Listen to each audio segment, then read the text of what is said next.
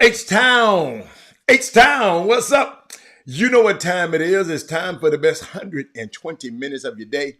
The Chop Shop, the nation's #1 urban sports talk show, and also your midday sports happy hour. Yours truly, Robert Hatter, alongside Jim Hicks, sometime Chris Walker, coming to you live from Houston, Texas. But we're broadcasting all over the world via Facebook Live and YouTube Live. And today is a Monday morning. Oh my goodness, great weekend. When I say great weekend, great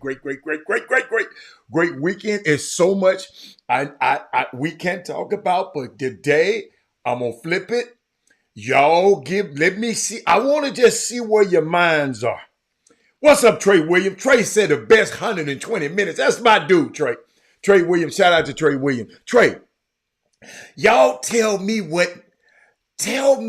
just give me one or two. Give me some stuff that just caught your eye this weekend. What happened in the sports world, in its any kind of world, whatever, you don't have to be about sports, politics, whatever. What happened this weekend that you want to share with us? And we'll go back and forth with it. We're going to make something happen. But let me shout out to my starting five first. Got to start that. They's the first 5 people who started the feed, and on the YouTube ain't playing today.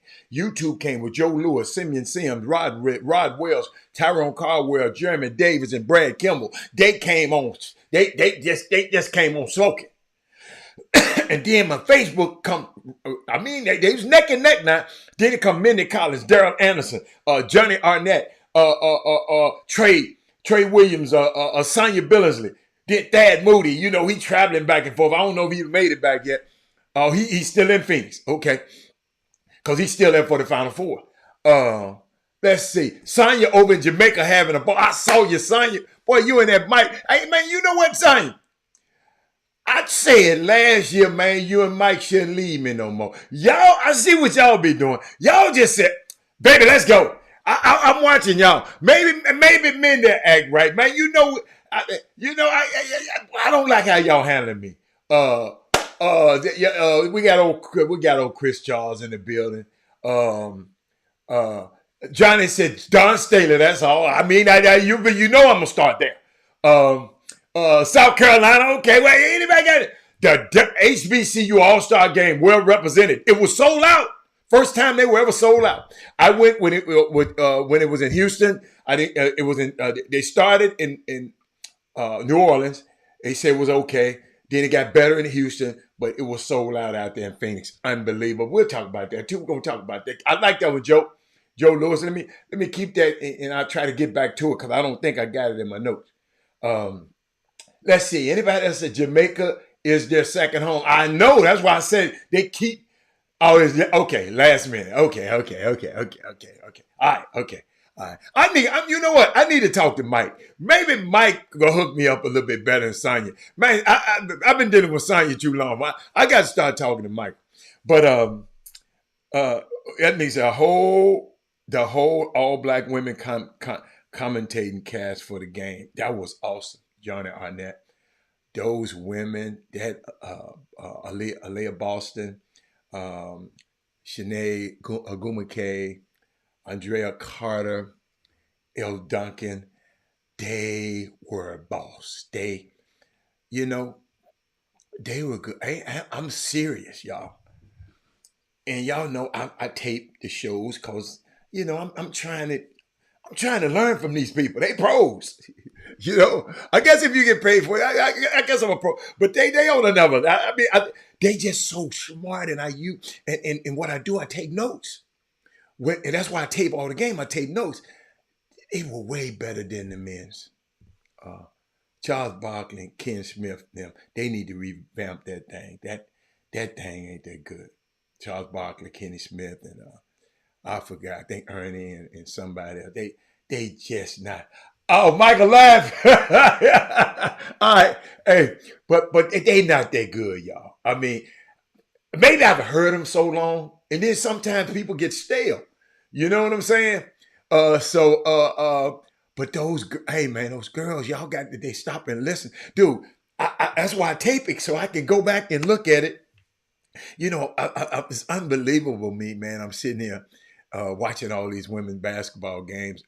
Dee Dee Richards started me to really a few years back lacking women's basketball on TV, and it just morphed into something that's great. We're gonna talk about that soon. What's up, Todd? Um, it's unique. Anybody got something else they want to talk about? Anybody got something that caught their eye over the weekend? Todd, I know you and Sterling Creeks just got on. What caught your eye? He said all of Phoenix came to the HBCU Classic. Congratulations, Johnny Jones is the winning coach. My coach, PJ Henry, the team won. What's his name? Deshaun Dyson. They take Deshaun Dyson, who killed us down there when we played Bethune Cookman. He killed us, and he killed in this game here. Pro Scouts was all over the building. Was all over the building. See, doing stuff like this to Pro Scouts, you're already there at that Final Four. Pro Scouts are there in the building. So can't no HBCU play. Let me tell you something, Mama and dear Daddy. HBCU players are still playing. Is two guys. It's three guys. I'm gonna get more information, but I know Jordan Carl Nichols. He's in at South Bay Lakers. He's in the G League. Is another player from HBCU and from the SWAC in the G League. Two more players overseas, and one player is doing financial planning, financial advising for people. So let me tell you something. Them HBCU, we'll get there later. Because I'm gonna take. I get this about Don them today, but y'all know over the days I'm gonna talk about the HBCU stuff. He said absolutely. I also had it. I watched the HBC. Also loved it. B. Jordan did that. No, Michael B. Jordan wasn't over this one right here, Doc. Johnny, this wasn't the Michael B. Jordan game. Michael B. Jordan did another game. He did not do this one right here, Johnny. This another young man did this. Oh man, I ain't got the guy's name, but no, he didn't. He didn't do this one. Okay. Somebody gonna give me his name in a minute. I know Thaddeus got his name. That is, you were there. You went last year. Sonya want to talk about Calipari. Calipari ain't really that ain't really no good news. When y'all hear what I got to say, that ain't gonna you gonna find out that ain't really no news. They ran his ass out. Them fans ran his ass out. So he had nowhere else to go. So he went there. That's all that really happened with that Sonya. But I'm gonna go here. I'm South Carolina and Iowa. That game last night proved if given an opportunity, women's sports just strives when given the opportunity. Yeah, I'm gonna talk about him though, son, a little bit later. Y'all, Angela, Maya Angelou, and I always quote her. Maya Angelou. Hey, Sam Pink. Her words came to mind. I've learned that people will forget what you said, people will forget what you did, but people will never forget how you made them feel. Pe- I've learned that people will forget what you said, people will forget what you did, but people will never forget how you made them feel. That summarized the 2023-24 women's basketball season for me. Hey, Keith, years from now, I will likely forget Clark's career points total, how many games South Carolina won, how Kim Mulkey is always seen to be angry, and which players were involved in the moving screen at the end of the UConn Iowa National semifinal game. But I will never forget the sense of satisfaction derived from seeing the sport, women's sports, and this sports in particular, come of age. Y'all got to understand, I've been around, Jack. I was season ticket holders with the Comets. I've been watching this, but this season made me feel a lot different. A lot different. He said, I hope all the energy and synergy trickle down to be beneficial to the players. Absolutely. I too. Absolutely. I'm still waiting on your email, I too. Chop Shop Htx at gmail.com.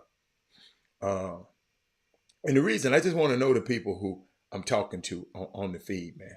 This is not no show you just come and play around on. This is a show that you bring something. And I call it bringing bricks to the table. If we building something, bring a brick and make sure your brick is made with straw in it. Make sure your brick are tough, not no soft brick, because that'll succumb to the weight.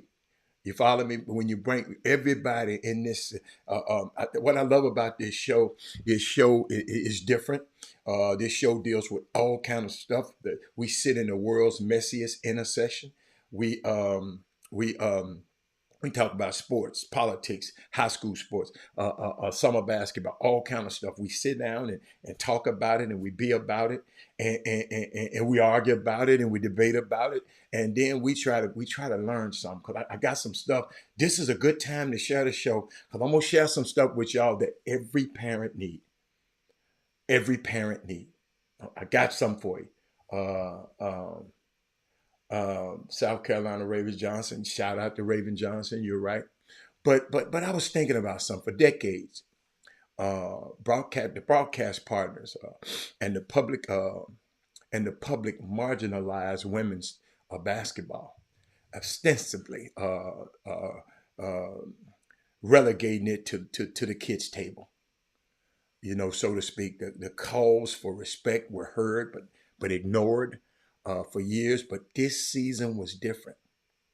Uh, the women no longer asked for respect; they demanded, and with record-breaking viewership that stemmed from the genius, I got to say it, of Clark, the high-level play of South Carolina, Iowa, UConn, LSU, and others, and the storylines and grudge matches that set the social media ablaze. It was different. It was just different this year. How far as this game came when the Final Four was held in Tacoma, Washington in 1988 and 89, the local newspaper didn't even send any of its top sports writers to cover the event. They sent a lonely community news a reporter who had never staffed a major sporting event.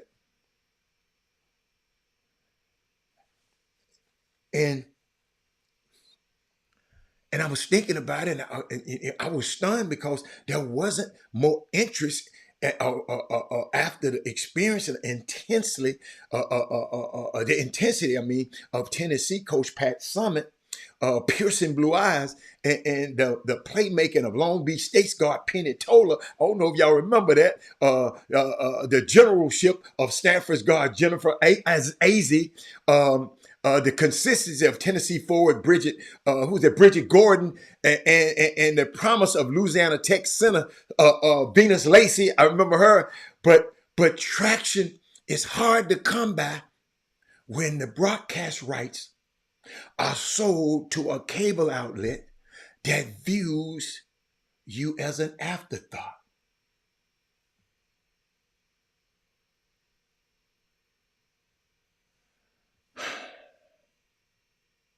They viewed these women as an afterthought.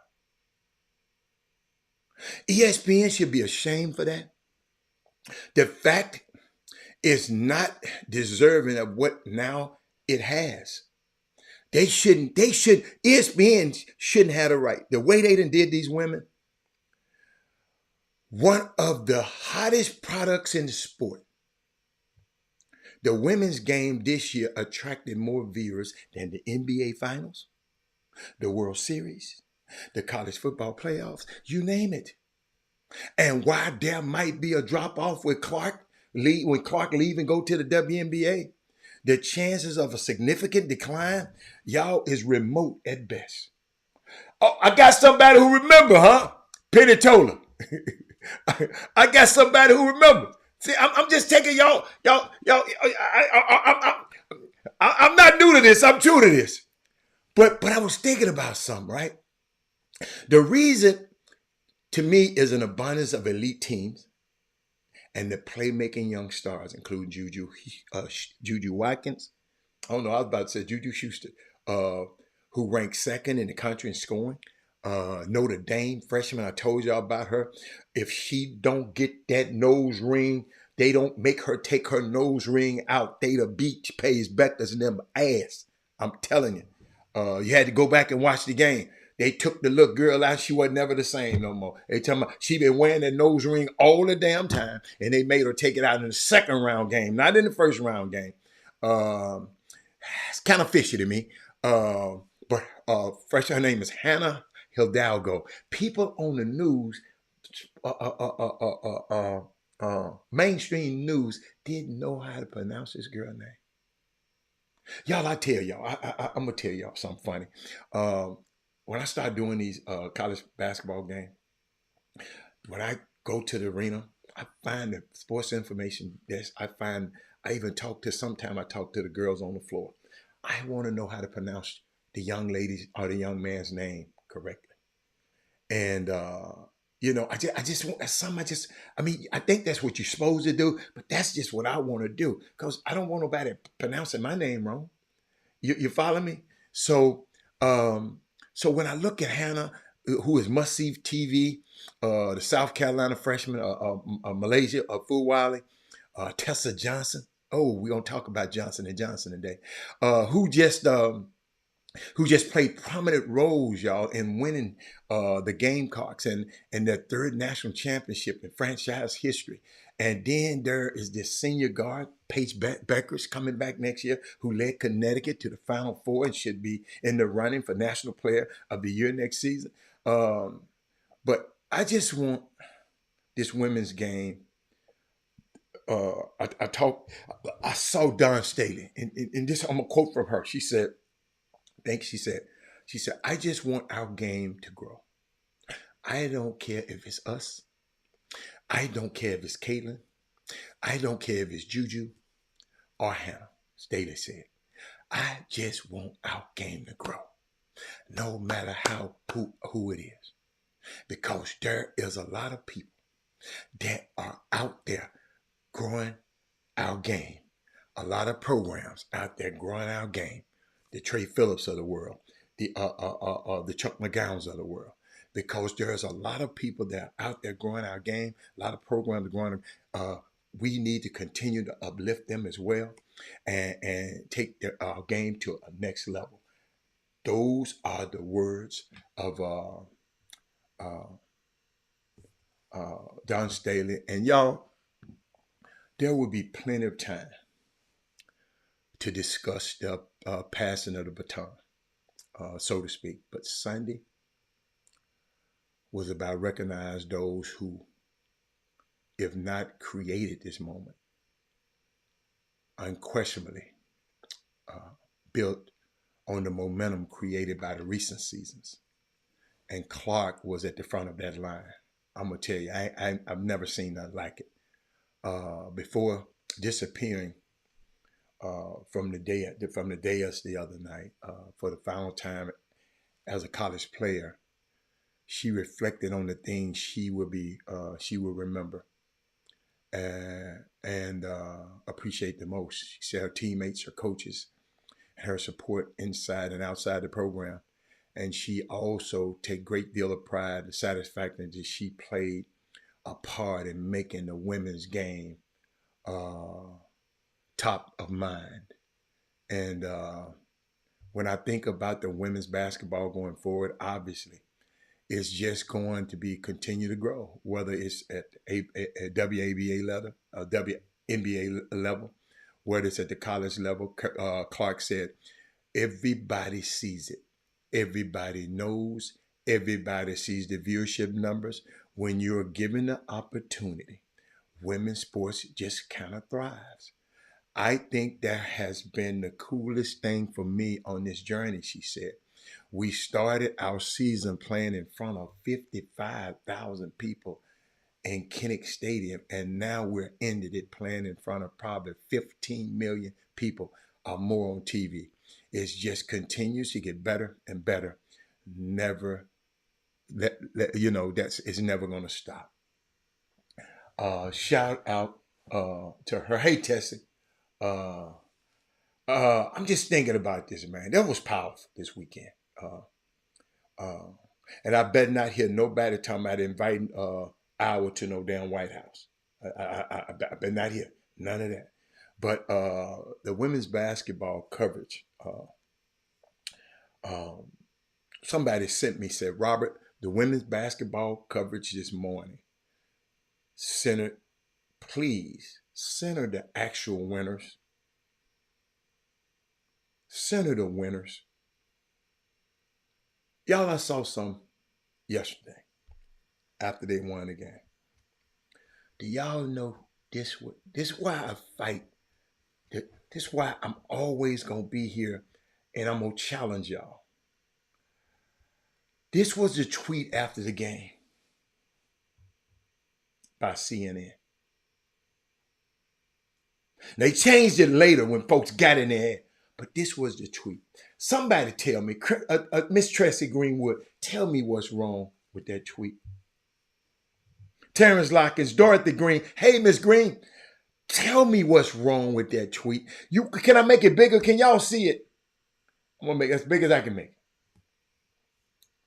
Tell me what's wrong with that tweet. Will somebody explain to me what's wrong with that tweet? CNN. You know how y'all mainstream media said it, Robert. This is why I don't give a fat rat's behind about mainstream media.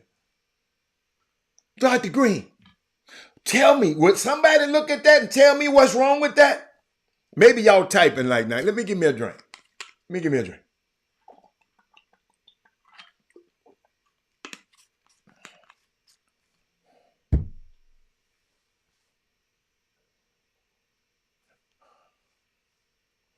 Anybody?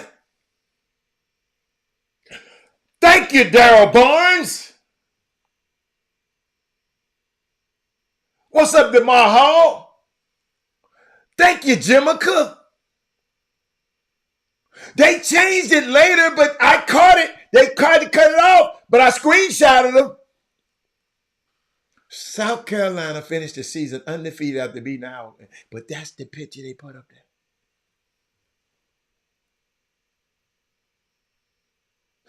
This what happens, y'all, with mainstream media. Now y'all understand why I support our people so greatly, and I support them. I put them at the forefront. Sometimes y'all get mad at me, but I don't care. They fixed it later. If you go look at it now, they got it fixed now. That's why I didn't put it up there. But that's why it's so important that us to have a show like this, that Dorothy Green can go be already in Seattle and listen to this show. Because if you listen to CNN, you think Caitlin Clark won.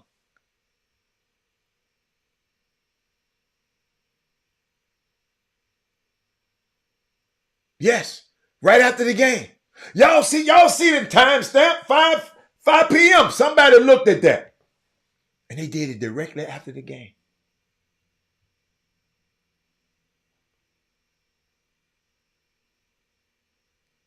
Sam Pink, I know what Sam Pink, my partner, when I talked to him, shared with him about this last night, he said, man, only you would check that. Only you would find that.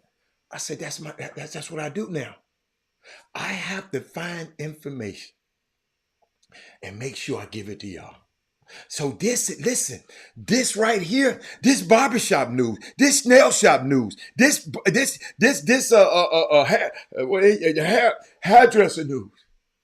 Do y'all know, girls, they had the nerve, CNN, that I rushed to watch CNN. I told y'all they be lying. And I told y'all they be skewed.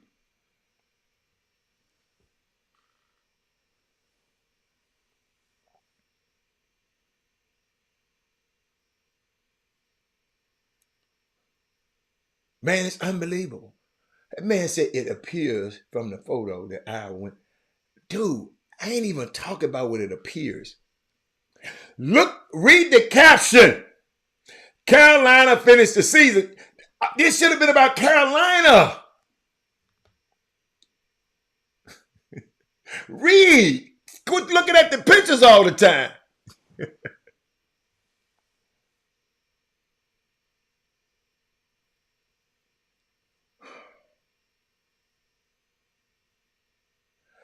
But see, that's why we have to celebrate our own. That's why I celebrate this man behind me, because most of y'all don't know who in the hell I got behind me right here. Some people who haven't been on this show probably don't know who the hell this man is, because I did not know who he was. But Aaron Wilford, Adam Clayton Powell didn't fit the narrative. Deja Fair, it's up to us to talk about Deja Fair of Syracuse not getting her recognition for a great year.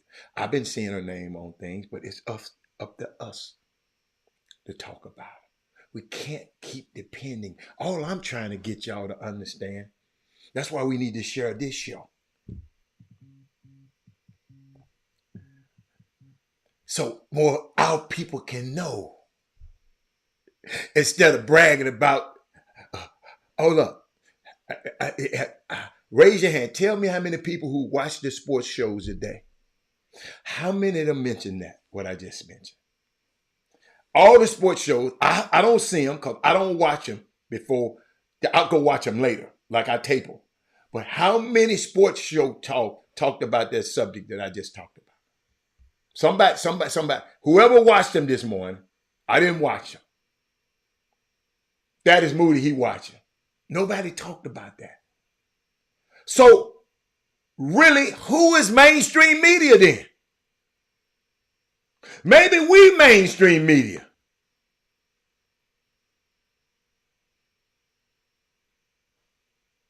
And I love, let me tell you something, Caleb Clark can flat out ball now. Don't get twisted. When you can ball, you can ball.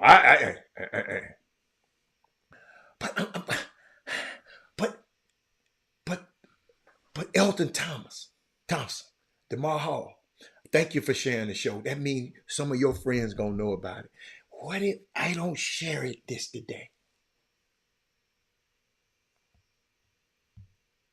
What if I'm not just always looking for something to give? Because I told y'all I have this dilemma every day.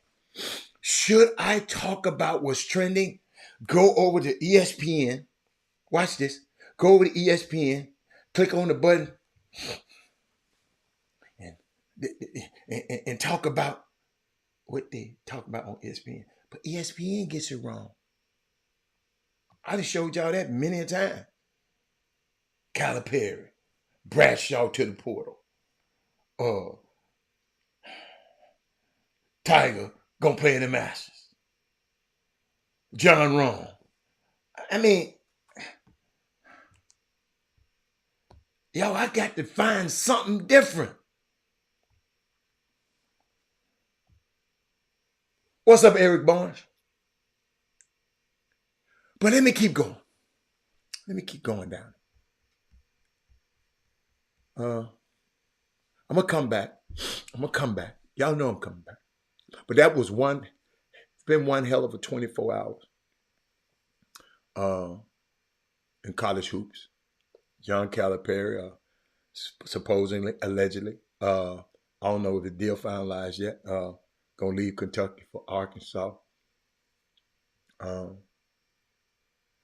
UConn tonight is going back to back tonight against Portland. I mean, against Purdue team looking to bounce back from the most embarrassing loss in the tournament history to a national title. I don't know if y'all know, and nobody said and noticed, I got a Purdue Boilermaker shirt on. It's a hell of a story how I got it. It's a hell of a story how I got it. And I tell y'all, they bragged about Kalen scoring. No.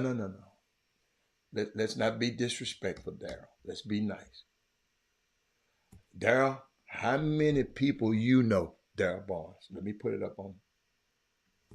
How many people you know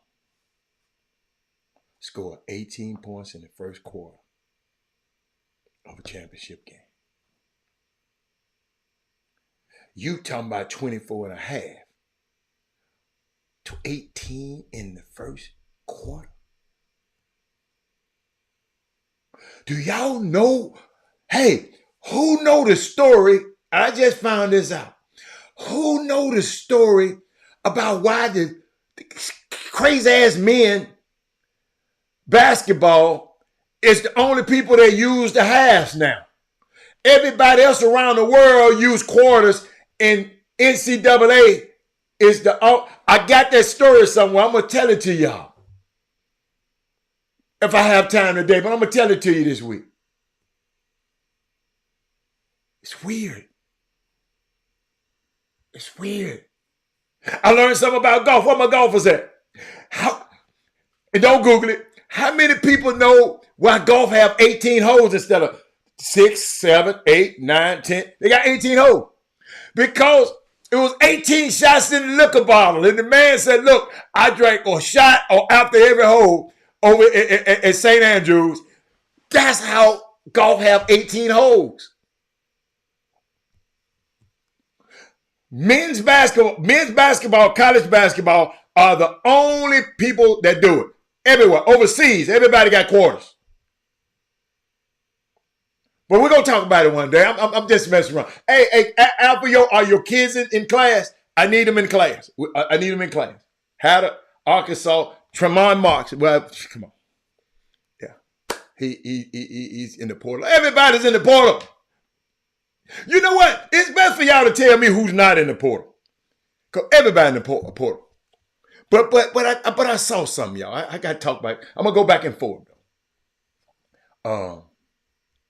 Watch this.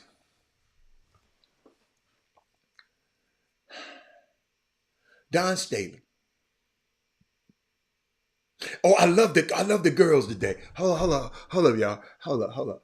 Let me give you something. Let me give you something. Let me give y'all a little something. Share the show, because I got some stuff for y'all. Watch this. 6 seconds to go. Perfection with a touch of sweet redemption. Undefeated South Carolina has won its 3rd national championship.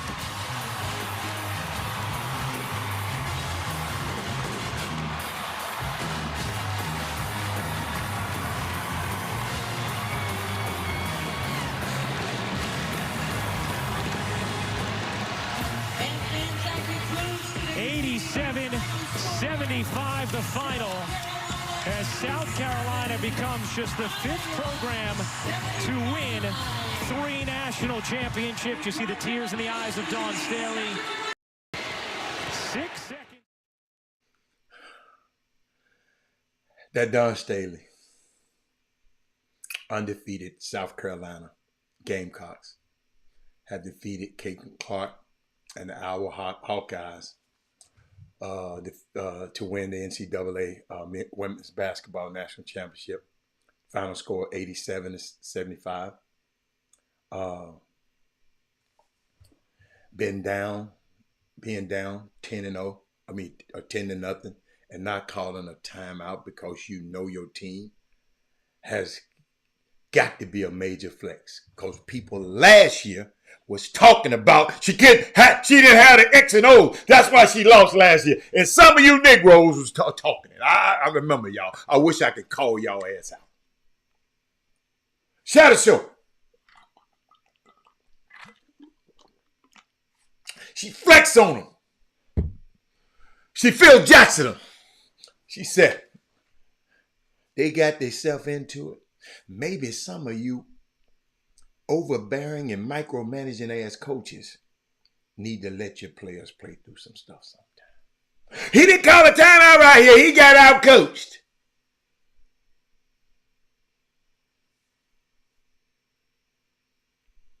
He didn't call a timeout right here. He got out coached. He out coached him. He got out coached. I can't stand when y'all get up here and talk about who got out coached.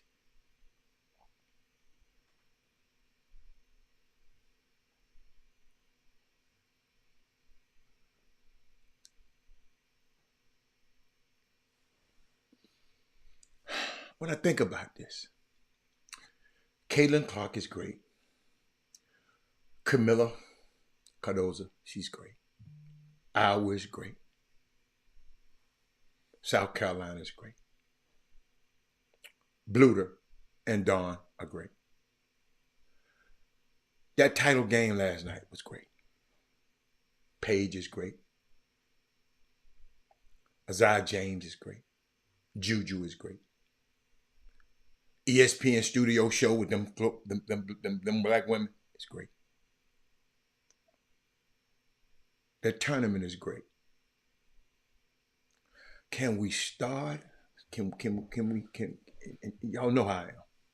Can we stop hating on whoever we don't like for whatever reason and just enjoy this incredible basketball? I know y'all love. I know y'all been talking about. I know. But can we stop hating on whoever we don't like? I'm just talking about us. You know, some of them people, they gonna do it. I'm talking about us. Them young ladies, and I love this, and I'm gonna use this. Offense sells tickets. Defense wins games. Rebounding wins championships. If anybody been watching this show for a long time, they've heard me say there's a direct correlation. If you go look at the stat sheet and you look at the person who got a profound rebounding edge, usually most of the time they win the game because you get more shots at the basket. Right? You have to pitch almost a perfect game to beat South Carolina. You have to have some type of miracle. Y'all, I was never worried. Somebody called me when they 10-0. I wasn't worried. Y'all was sitting there just chilling. I told my partner, it's just a matter of time. It's just a matter of time. T.O. used to say that. I know basketball is a game of runs. You're going to have 7 or 8 runs in a game, and you want to be on the plus side of those 7 or 8 runs.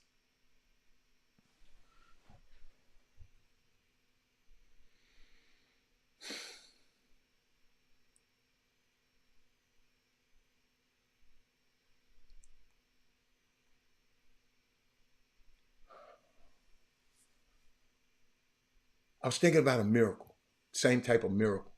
This what Villanova. This what Iowa needed last night, like Villanova had against Georgetown back in 1985. They didn't miss a shot. They shot 70% from the field. That's how they beat Georgetown. 70%. But the fact that they used a photo of Caden Clark and Iowa for an article about South Carolina winning the championship is exactly the type of disrespect I've been talking about.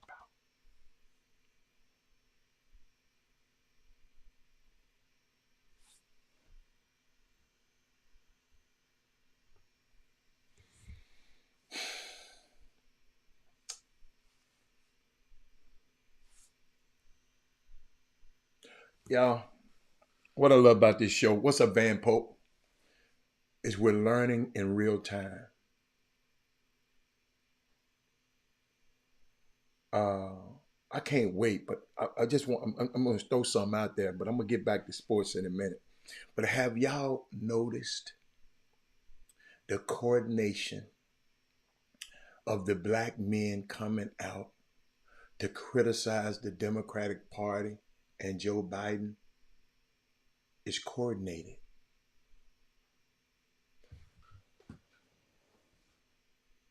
I'm learning this in real time, and I hope y'all learning this.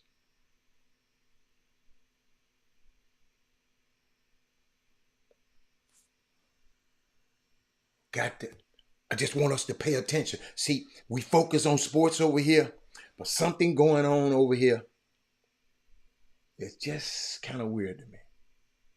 Then John Calipari will go to Arkansas with a bankroll from Tyson Foods and Walmart and NIL for NIL. He will adjust to the new transfer portal. World quickly pivot from the one and done. Somebody sent me some, Robert, if you're a mid-major tier program with a great player, go to his apartment immediately. He may be gone by sunrise. I'm just giving it to y'all, mid-major coaches. I know y'all watching the show. Houston point guard Jamal Shead just won the Naismith Defensive Player of the Year award.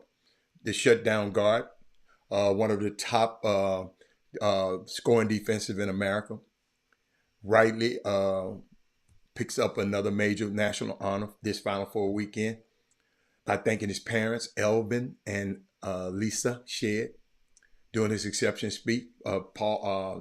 Jamal notes that they only missed 2 games during his entire college career. Watch every other game in person. It's easier how the NBA. Let me tell you something. I'm finna watch something. Look at Kirk said the direct. Yeah, but I got to show y'all something, man. Y'all help me with this one. Let me help me, man. Share the show now, cause I need somebody. I feel I need one more person. Watch this. Y'all tell me something about this. It's a class full of playmakers, bringing big game presence and generational talent. Galactic greatness from Clark. It's the 2024 WNBA Draft, April 15th at 7:30 on ESPN. It's a class. Did anybody get that? Let me see. Let me see who got that. Let me give me a sip. Wow. Hold up. I'm going to play it again. I'm going to play it one more time. Let me see who did it.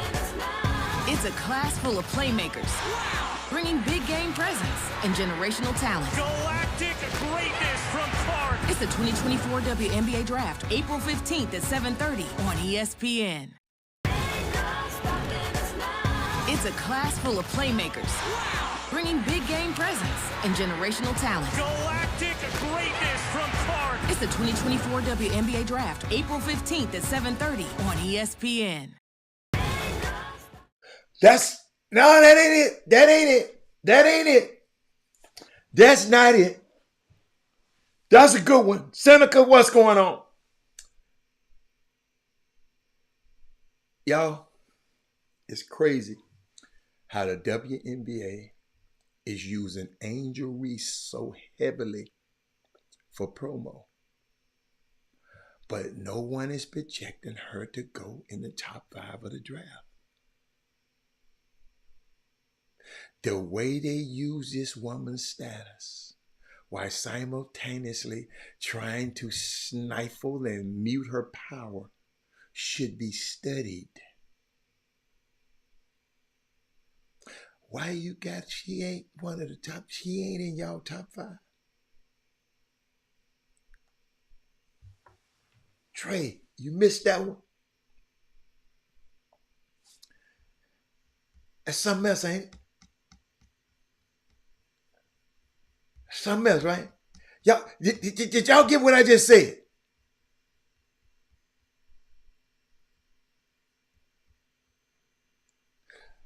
You usually market the top 5 players that's going to be drafted.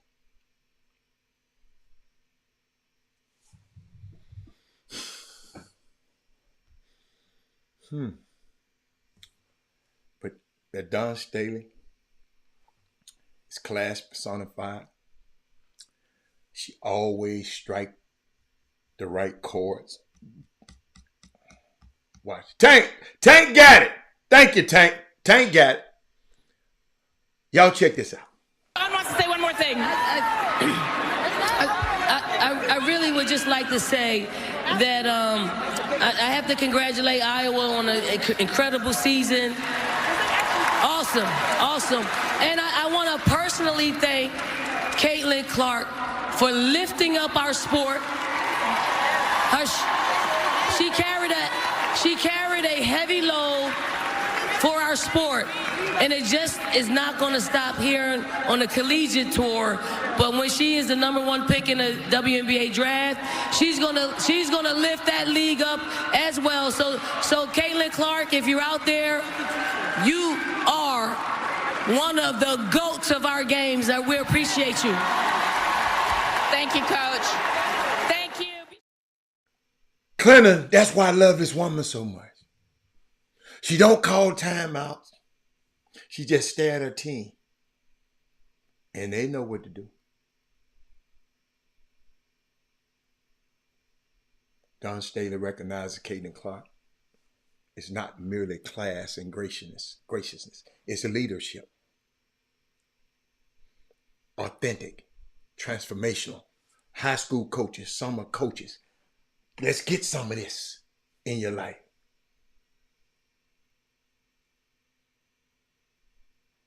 Effective leadership transcends that which separate us. It is connective. It's a propelling force. And Dawn Staley is a force.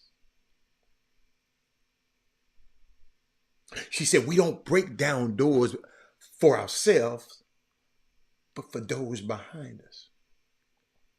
Dawn Staley has breathed new life into NCAA women's basketball, first as a player, now as a coach, winning championships and making history along the way.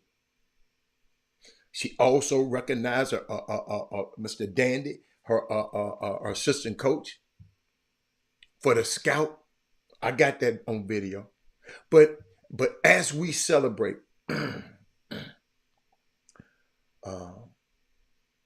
her historic NCAA championship win, let's look back at Dawn just, man. I look back at her. I saw clips on her playing in Martin. She was her and Rebecca Lobo. All they was played against Martin in a basketball game on one of the Martin episodes. Winston Gandy. It was dope how she shouted out her assistant for his scout for this game and talked about how much he didn't get sleep. That's big time. Don't too many coaches say that.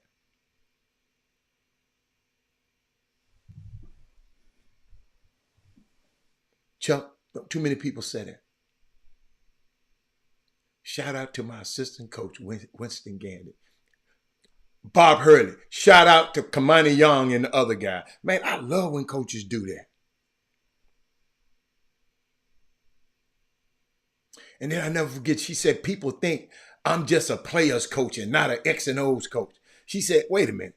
If you are not Xing and Oing, if you are not an Xing and Oing staff, how are you beating the X's and Oing coaches and they program? See, that's why I want y'all to get out of saying that old stuff. He can't coach and he can't do this. You ain't doing it. She said, I really don't care as long as we win the championships. Man, I sit there thinking about Coach Cal, Raven Johnson. But I thought about Dawn and I saw a couple of high school basketball. I didn't see him in person. I saw a couple of basketball games online. Saw a few little kids playing on highlights this weekend. And y'all know what?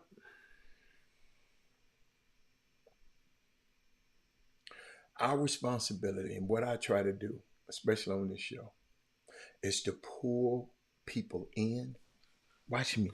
Y'all watch me. Listen to me, Lakeisha, on this one. My responsibility on this show is to pull people in and pull people up and pull the power down.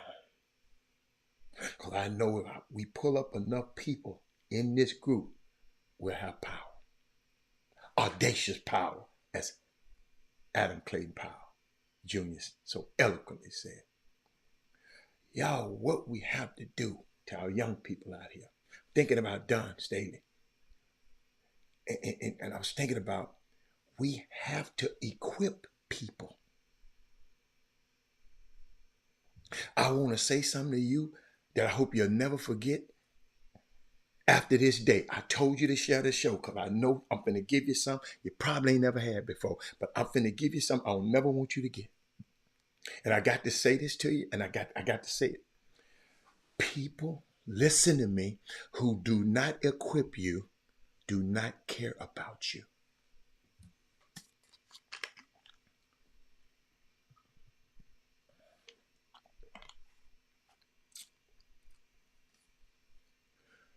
Don't push me out of an airplane if you're not sure whether the parachute works. Partner of mine's wife is playing golf with him. And I'm showing her some things, and she done got, because I kind of taught him how to play, but she is, at this stage, she was better. Because I'm equipping her to play something that she loves. Daddy said, that's tweetable. Y'all can tweet it. But just let them know I gave it to you. Listen, I got to say it again. People who don't equip you do not care about you. Did I say that too fast? People who don't equip you don't care about you. Like I said again, don't push me out of an airplane if you're not sure whether the parachute will work. Our schools, and I got some educators on here, have got to equip, and I hope these students at Legacy School of Sports and Sciences are listening. Our schools have got to equip students with the fundamentals to navigate through this thing called life. We can't, parents, listen to me. You cannot allow the school to give your child a certificate for participating and attendance, and they don't have any life skills.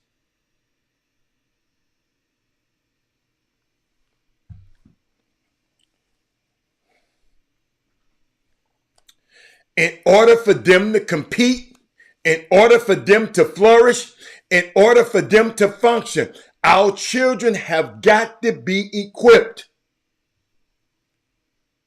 Don Staley getting on Alasia Fulwiley, benching her early in the season because she wouldn't play defense the way Don wanted her to play defense. But most people, that's a 5-star. I'm not going to say nothing else. We got to equip them, because people who do not equip you do not care about you. Young men, young women on summer basketball teams and working out this summer. What's up, William Butler? Our children got to be equipped. Parents, you have got to equip your children. Not let your children feel entitled. I've got to give you bad news, parent. The world don't owe us anything. And unless you've been asleep, they have been pushing back the clock of the strides that we've made by our foreparents, by trying to erase diversity, equity, and inclusion. They have taken away the board of the only HBCU in Tennessee. They are taking away Black history in public schools. Malcolm X says, a poor person who allows your oppressor to give educations to the oppressed. Y'all, we cannot wait for the schools to give Black history programs. You got to sit down with your children and tell them that there's a reason why we had to march, why we had to struggle, why we had to fight.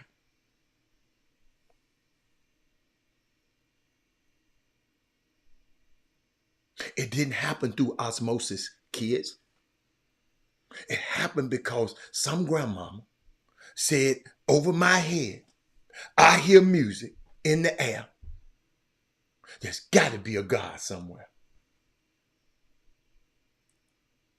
You got to equip our children so that they know the nastiness of this nation.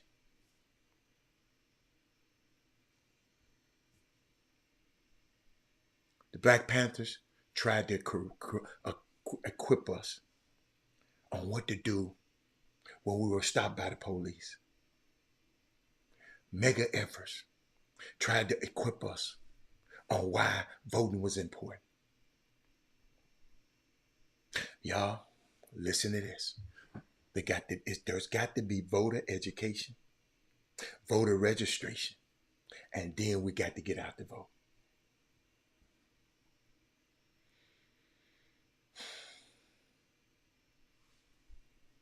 Had to share that with y'all.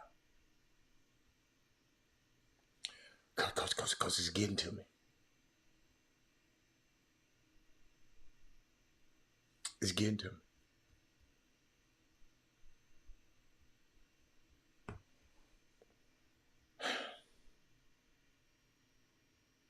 Had something else I wanted to share with y'all before that one. She said, I've been telling my children their history and they would roll back. Oh, yes, absolutely. Did y'all, hold on. Did y'all know this? Ronald Phillips. I was years old. What day was that? Well, they was telling me about something. Do y'all know that the women's teams in the Final Four and the whole tournament, the women team don't get no money? You look like the guys that they're split up in the conference and they're split up between the team. The women teams don't get nothing. Did y'all know that? Thank you, Frank.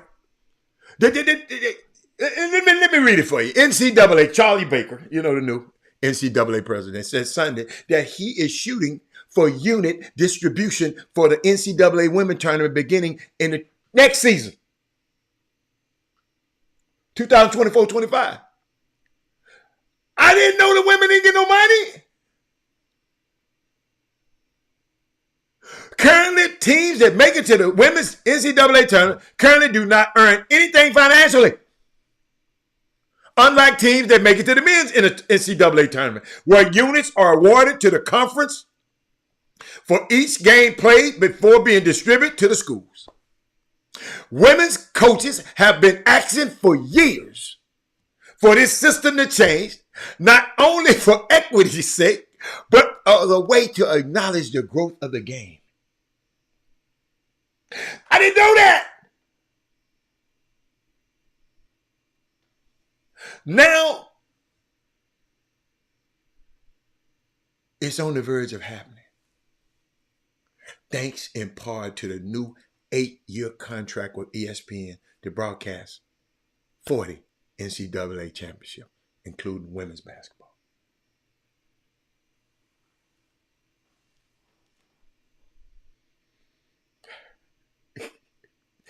Y'all, we're going to keep living and we're going to keep learning. I told y'all we learning in real time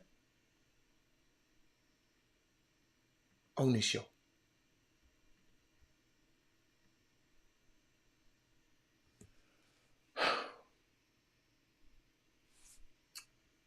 It's crazy, man. It's crazy. Y'all, I'm trying to find something. It's crazy.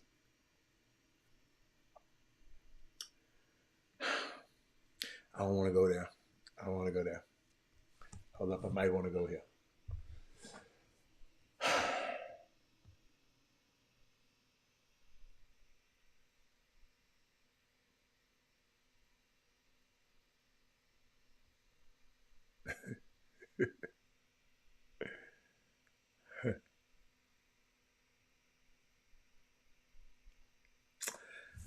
The women don't get paid.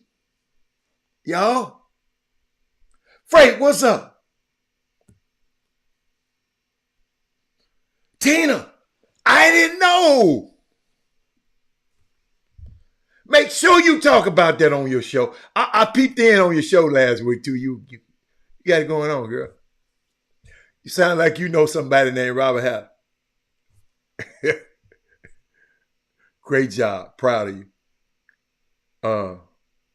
I'm looking for something, y'all. Because I want to share with, do I want to share that? Do I want to share that? Do I want to share that? There's some things that I want to share. You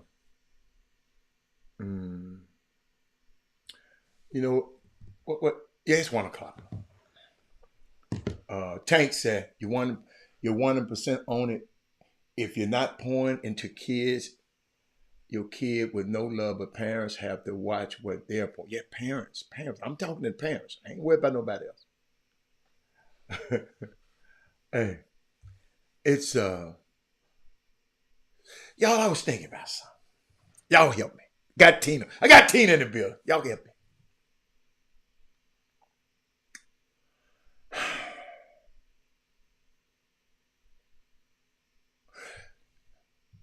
We was talking about a lack of professionalism. This player, Garrett Temple, who's been in the league a long time. A lot of y'all probably don't even know what Garrett Temple is. Marginal player, but he's been in the league for a long time. He said a lack of professionalism will get you out of the league quicker than any talent can. 90% of y'all are more talented than me. But 98% of y'all won't play as long as I'm playing.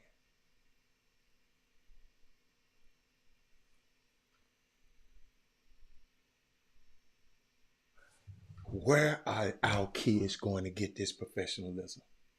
Fob, we can't wait on them to get to the NBA. They're ignorant as hell by the time they get there. So it's up for us in summer basketball, high school basketball, middle school basketball, That's where we got to get. We have to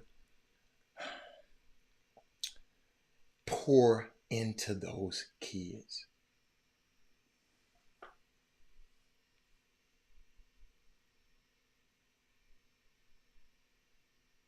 See,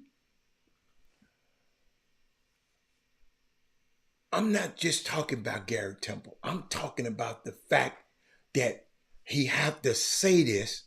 We got a lot of young men who in summer basketball, in high school basketball, the people around them not professional. So how in the hell, their mammies and daddies ain't professional. So how do we change that vicious cycle? Because it's like a cycle, like a wheel going this way at 90 miles per hour. We got to slow the damn wheel down first before we can get it to going the other way.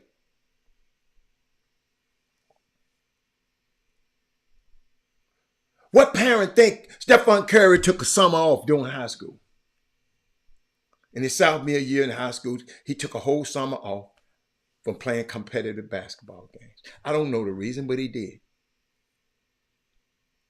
Now, why would a player take an entire summer off of competition on the circuits? Because I just got to be on the circuit. I just got to be there. I got to be there.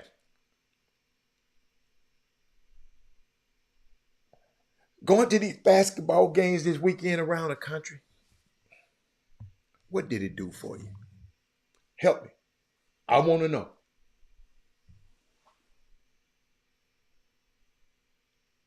And it's not just telling them what to do. See, don't think you just go and tell a kid what. No, you got to groom them. They got to see your professionalism.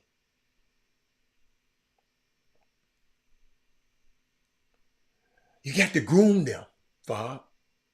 All of that telling kids what to do, that don't work. No, what these kids, they smart.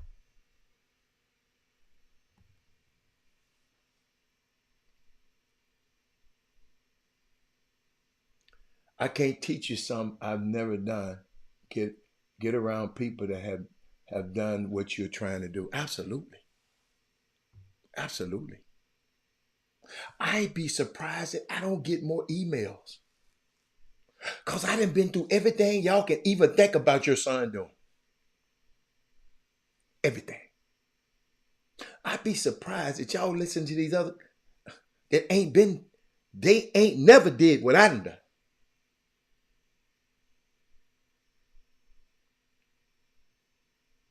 I just don't understand it.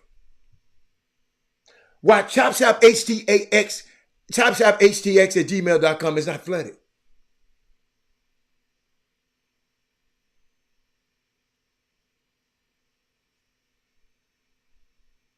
These guys represented some of the best basketball players on the planet. Turn a kid who couldn't play dead to a Division I athlete he was in the record books at his college.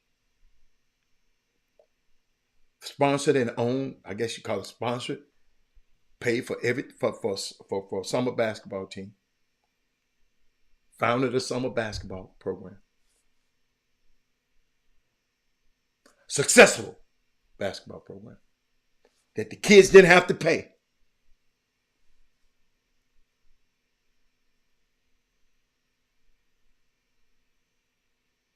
And it kills me. We got all of these resources here, and y'all constantly making the same damn mistakes over and over and over and over.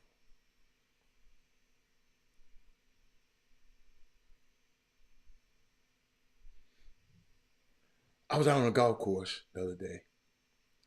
I keep my earpiece in, and people, sometimes I don't talk to people. If I'm playing golf, they think I'm playing golf. But I'm going through I take a African American studies class. It's live every Saturday. And if I don't finish it, I'll go back during the week and finish it.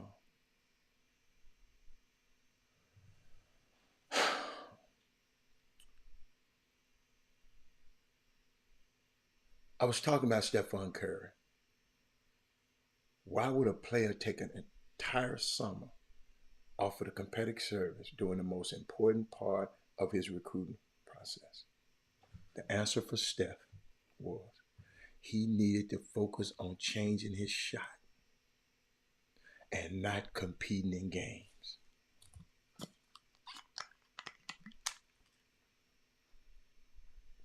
I saw so many bad shots and bad decisions this weekend from supposedly be high-level teams. I was disappointed. And not at the summer coach. Whoever,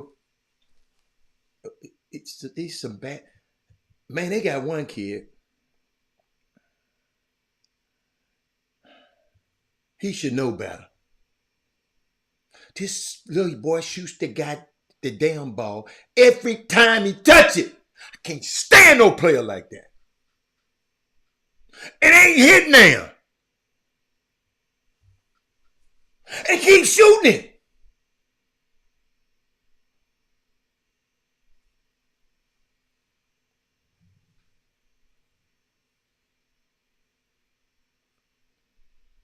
And don't understand, those shots you're shooting is like a turnover.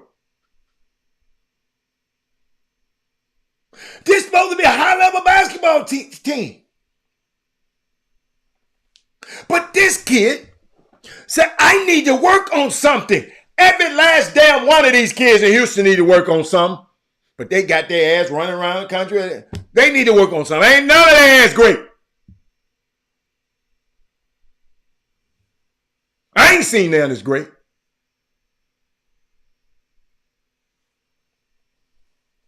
He got work to do. The kids needed to focus on changing the shot because he was shooting it from down here.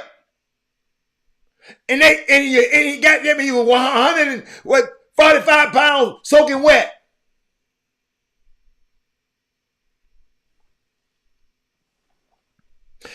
No, I ain't blaming on the summer coach. That shit started at home. Because ain't no damn world, where in the world my son's shooting every damn shot and he keep missing them. Because I'm going to say, player, I done told him a plenty of times, don't shoot another damn shot. Do something else. But I wasn't scared of my son. I wasn't scared. I'm scared of my son. What? Eat my food. I didn't blame that college, that summer basketball coach. I felt bad for him. He just cocking it. Damn. Homeboy. You got 4 more people on the court. You shot your team at the damn game. Because you was missing them shots and the other dude was hitting them. And you constantly shooting them. I'm not blaming that summer coach. Because I had the advantage of seeing his ass do the same thing in the high school team. So I blame this folk at his damn house. Shooting all them damn balls. Are y'all scared to tell your damn son? Maybe some of y'all are. Y'all talk. I would be scared to say something to his ass.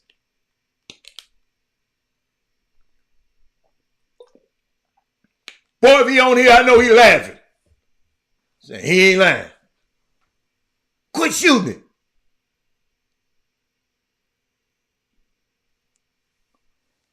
Damn, you making all of us look bad. They wouldn't know you couldn't shoot if you wouldn't keep shooting. It's other parts of your game, son. Just go into that. They shot off today, player. Parents, I know y'all quiet. I can't say that. I can't say that to my son. If he go pro, he won't speak to me no more. His ass ain't going pro shooting like that.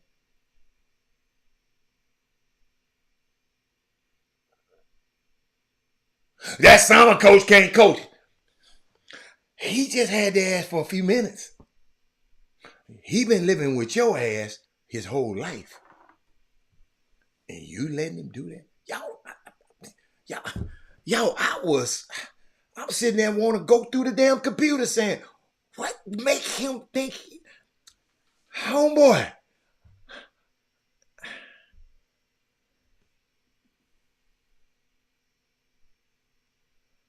What? I just don't know what makes him think he can just shoot all them damn shots. Ain't he realized? Ain't he looked at the score? The guy he guard is busting his ass, and he come down here missing. Instead of D'ing up on the dude out on his head and passing the ball the other end to win the game, young man. These kids don't care about winning, man.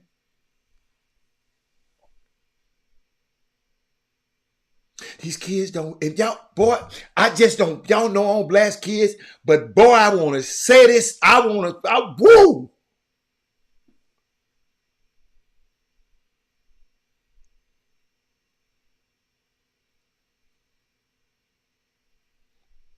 The summer coach can't coach.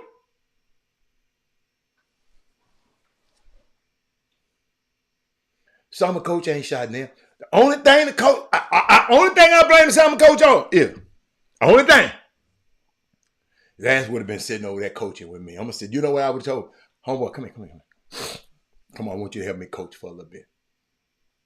I ain't gonna embarrass. Come on, I want you to tell me what you see out there. Okay? Tell me what you see out there today. You more valuable than me over here. I need you to keep the guys on the bench straight. I want you to keep them engaged and keep them. Yo, it's a way. Son, come on, sit over here with me. Because I ain't trying to. You're hurting us right now, player. The girl out there watching the eclipse in Mexico. Yeah, go on watch the damn eclipse. The hell you watching the clip for? Lakeisha told me she watching the eclipse in Mexico. I'm going to be in the house. I'm not trying to watch no damn eclipse. But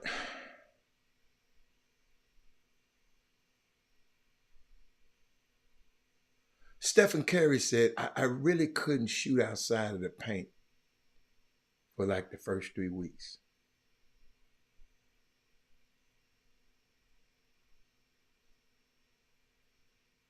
Doug, you missed it, Doug. First 2 weeks.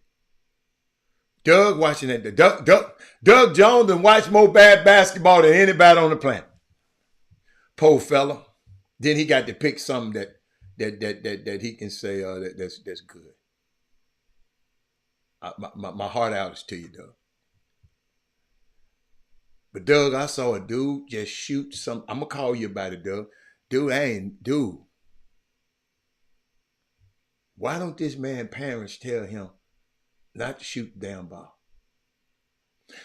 I saw him in a high school basketball game, in a playoff game, doing the same thing, and his team lost that game too. Then he did the same thing this weekend, and his team lost this game too. Ain't somebody and Doug, because I don't know the kid like that, but I'm gonna find somebody who know him and said, player, quit shooting the damn basketball, man. Is anything else you can do? Quit, at least make a shot. But let me keep going. Steph said he really couldn't shoot outside the paint for the first 3 weeks. He said all summer when I was at camps, people were like, who are you? Why are you playing basketball? See, y'all don't realize Steph Curry was not that dude at first. He was little. He threw the ball from his hip.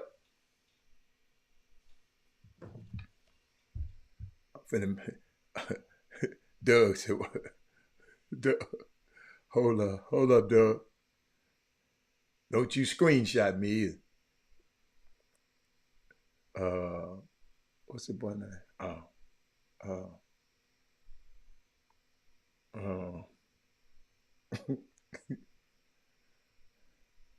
I don't even know the boy name. I just know it last night. That's bad. Shit, because he can't make shots. So he said all summer when I came to camps, people were like, who are you? Why are you playing basketball? He said, I was really that bad for a month and a half before. He said, I finally figured it out.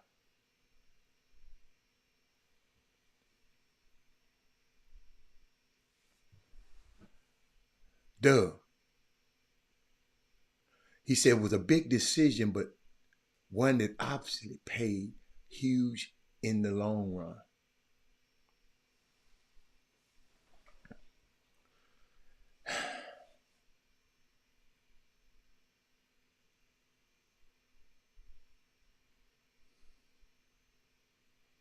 And that brings me to the number one mistake most players make when shooting. They're impatient.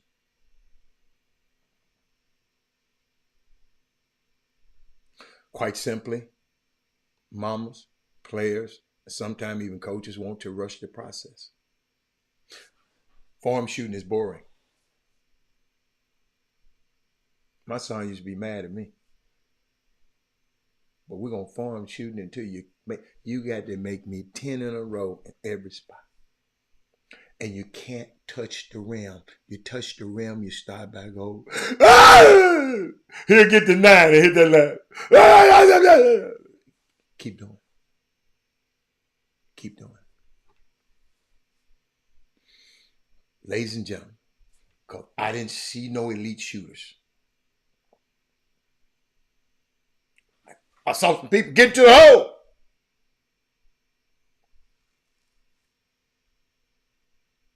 Developing it into an elite shooter, especially if you've been struggling. It takes time. But see what time, but you can teach some people something. Somebody said, Don said, hey, Don, who is Don? Oh, Don said, if you're trying to hit 25 to 30 points a game, that's not the place. We ain't talking about that. It's a good point.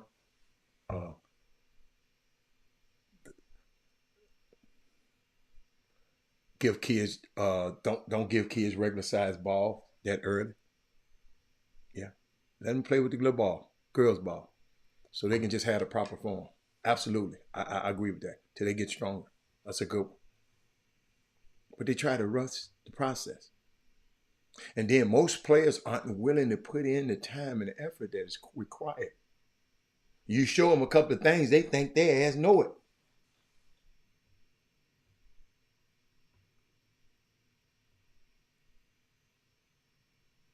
Man, I saw some jacking this weekend. Dude! Jacking. And Doug,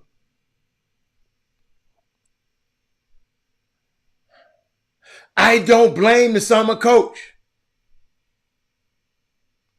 I blame his family. You'll get that one on the way home, Doug.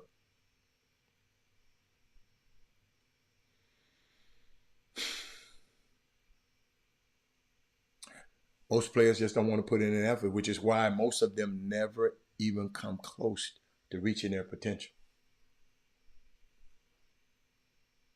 But if you do recognize that shooting improvements is a process and it can take months, sky's is the limit for you.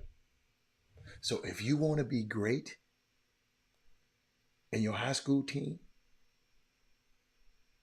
you got to put in the right shooting stuff right now. And you got to do constant.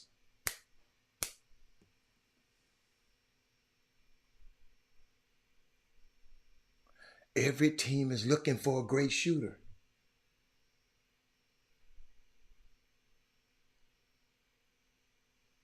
Thank you, Doug. Doug, I saw that kid in the playoffs doing the same thing, and then I saw him this weekend doing the same thing. And he don't even look like I care if I miss a shot.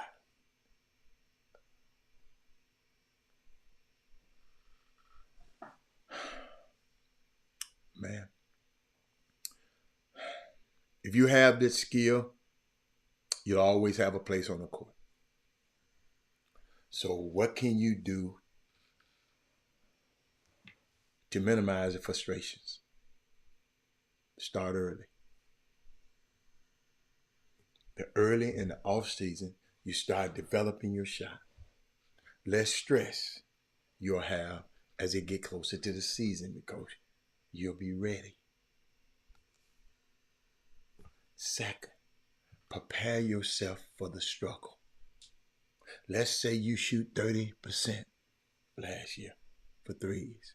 When you start working on changing your shot, you won't be 30% three-point shooter at first. You're going to have to take the short-term step backwards and take the long-term steps forward. Think about it.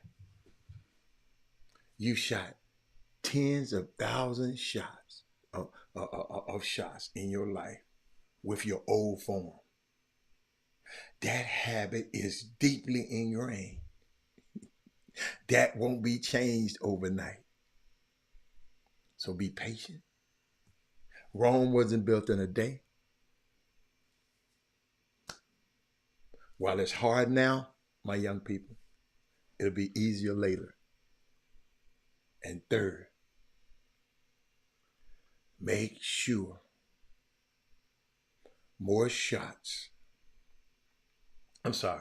make sure you have a strategic plan in place to improve your shooting. Just don't take your ass in the gym by yourself without a trained person that know what he's doing, because you're going to keep perfecting that same old sorry ass shot you got.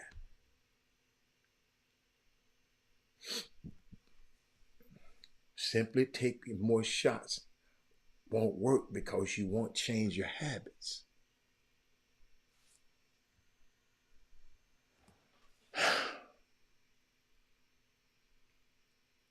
I saw this, and I want to make sure all our high school coaches get it. It's always interesting to me to see what people think high school coaches' job requirements are. I agree. Jay Billis said, coaches, y'all check this out. Coaches fall all over themselves talking about 5% of athletes are going to go and play beyond high school. It's 5%.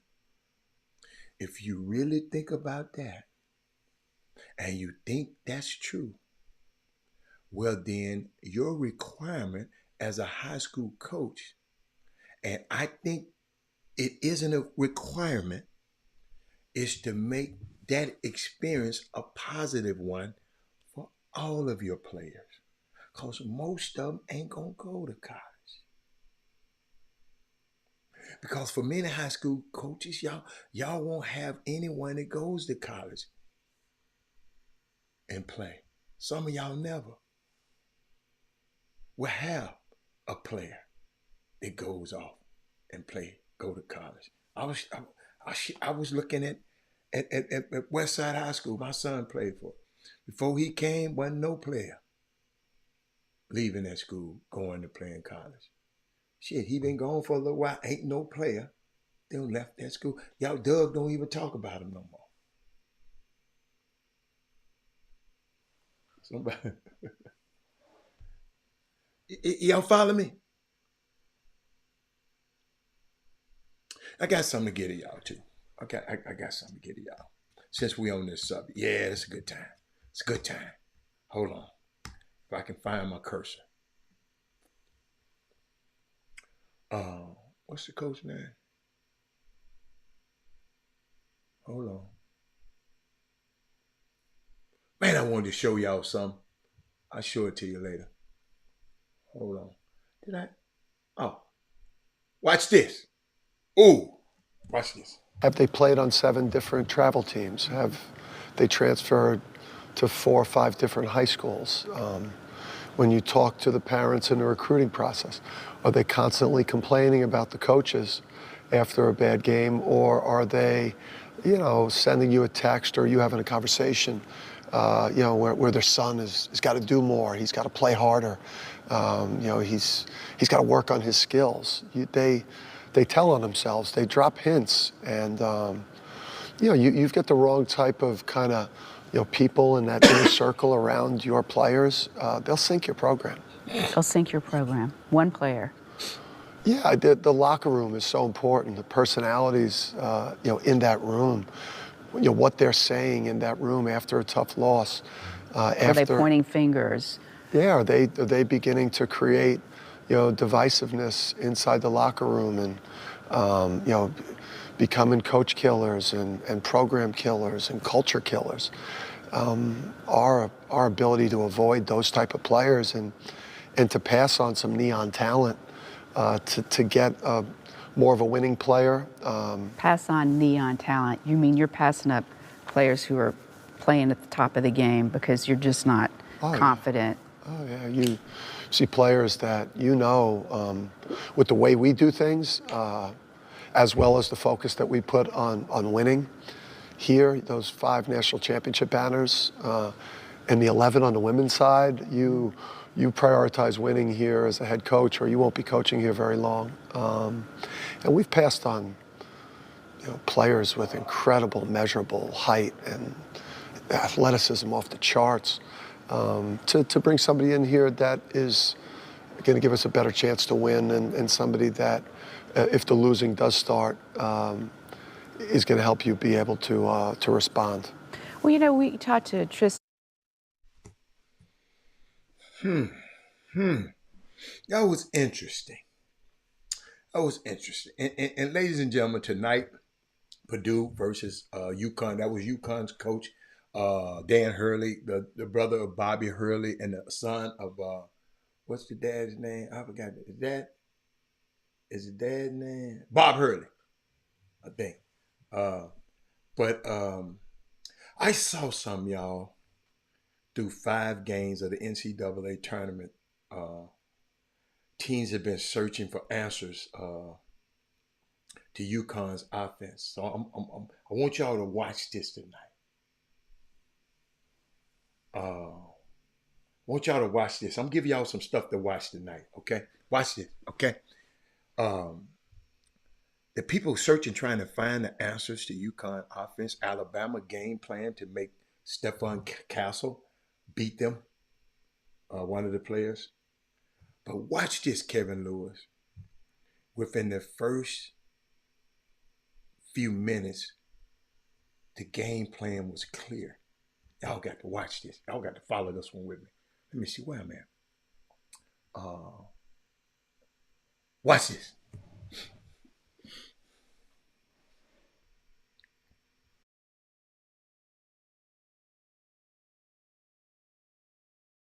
Let me unmute myself.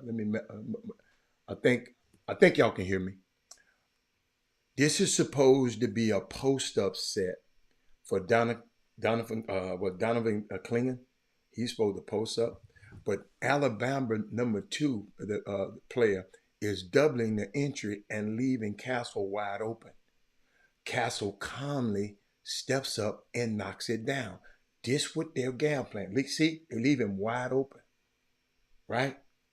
Leave him wide open. Y'all got that? Everybody saw that? I'm going to give you a progression through this stuff. This stuff is kind of good. Just watch it again. Okay, they left him out there. Their game plan was to let him beat them. And then, let me go to this next one. Watch this one. Yeah, here we go.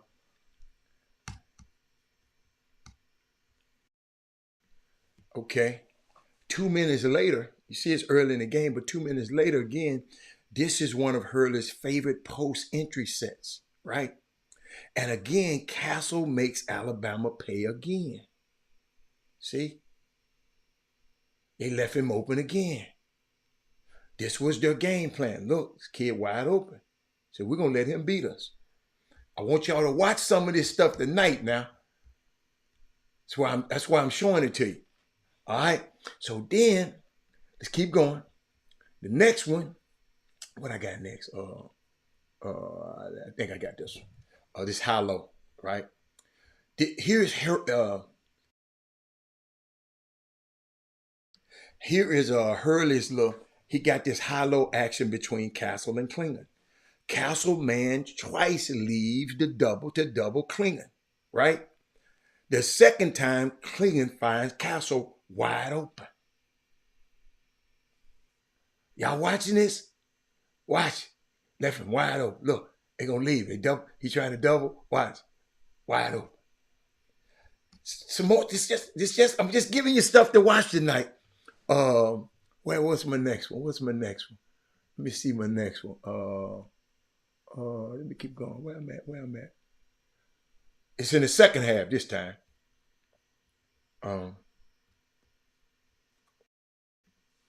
Second half. They skipping, I skipped to the second half, right? Hurley ran this action a lot last year for Andre Jackson last year. If the defender isn't stepped up, it's much harder to guard the pick and roll. Y'all see? If the defender isn't stepped up, he didn't step up, it's much harder to guard the pick and roll. So he worked in that one. I got another one for y'all. Y'all be looking for this stuff tonight. If y'all watching the game tonight, let me see what's my next one. Here we go. A couple of minutes later, let me see. Again, Alabama is doubling the post entry. This time, Castle drives the ball right at him, forces the help, then makes the pretty pass. This the kind of stuff y'all gonna be seeing tonight if they mess around and leave Castle open. Let me see, what else I got? I got one more for y'all. Might have two more for you. All right. And this next one,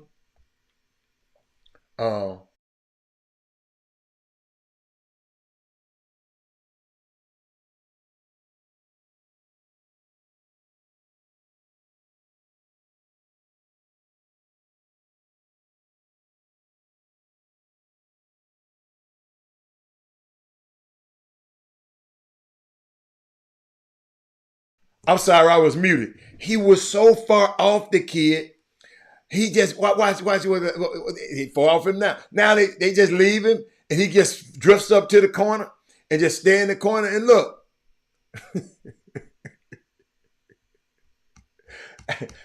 Nate Oates, that wasn't good defense. Hold up, I got one more. This is the last one. Last one.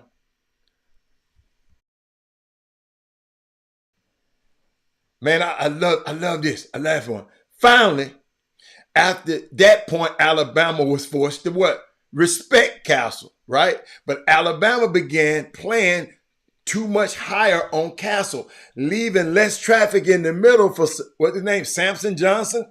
At the end of the day, y'all, what I done found out, and I can get off, at the end of the day, there is not a good way to guard this UConn offense.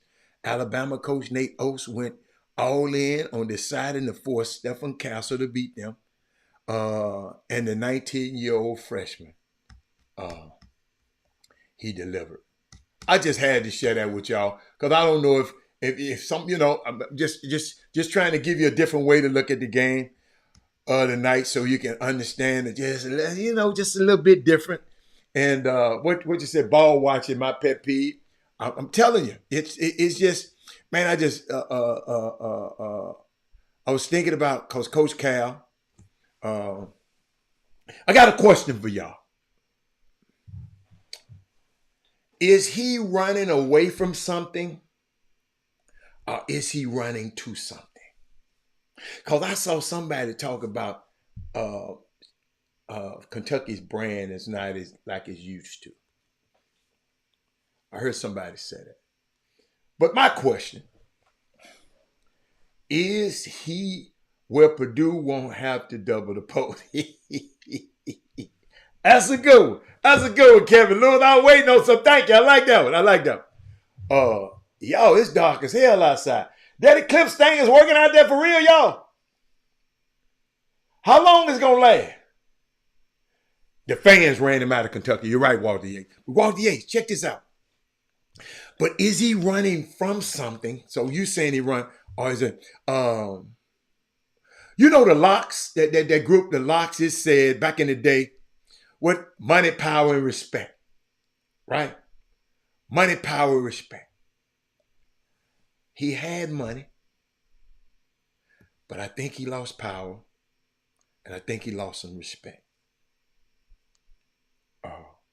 You go to Arkansas, you have similar money, you have all the power, but I don't know how much respect you're gonna have though. But I looked at some numbers, Sonya, and the average Power 5 budget for NIL is between $1 to $4 million. They finna give him $5 to $6 million. He's going to be top of the food chain in terms of what he can pay recruits. That's a good one. Y'all know he's a master recruiter. And now he got the dollars to back it up. The Walton family has ties with Arkansas. Jerry Jones, ties to Arkansas. The Tyson's Food people has tied with Arkansas. One of them is Cal's close friend. Kevin Connors, y'all, a Sports Center, asked an interesting question on air. And maybe I'm going to ask y'all, why would Arkansas do this? Why would they do that? I think we're all looking at it from why Calipari did it. But it's also a flip side. Why did Arkansas do this?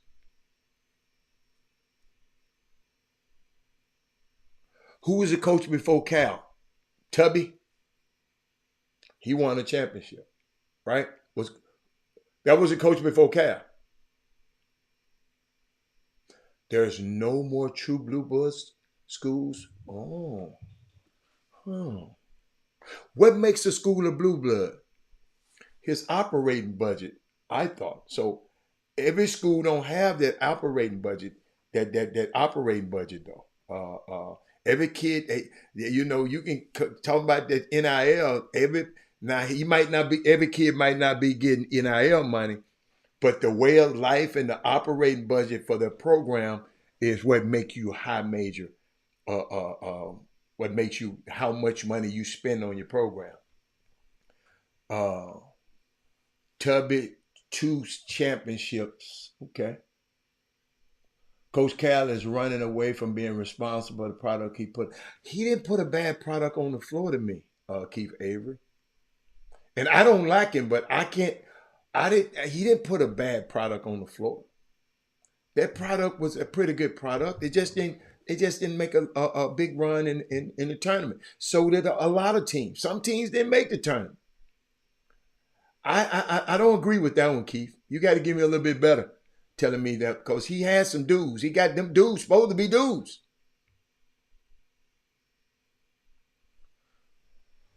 Walter Yates, no, we don't. Walter Yates, we're going to keep him right here in Houston. Well, y'all, I'm just trying to see, why did Arkansas do it? Why? Arkansas wanted brand name power, I guess. Arkansas wanted to make a splash since Musselman. And Musselman never liked Arkansas anyway. He's a California dude. San Diego, California dude. You ever seen his beautiful wife? Musselman got a beautiful black wife. She's California. He never want to be there. Oh, okay. See, I don't know. Well, Billy Gillespie. Give me what's the successions of Cal? Let me somebody look it up. Let me look at it. Because I can't go by what y'all say no more. Y'all be giving me a little bad dope every now and then, so I got to find it myself. Freight, you ain't got it for me? Kentucky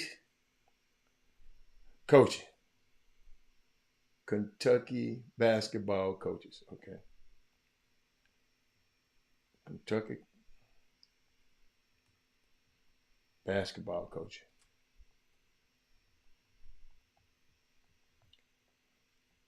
Let me see.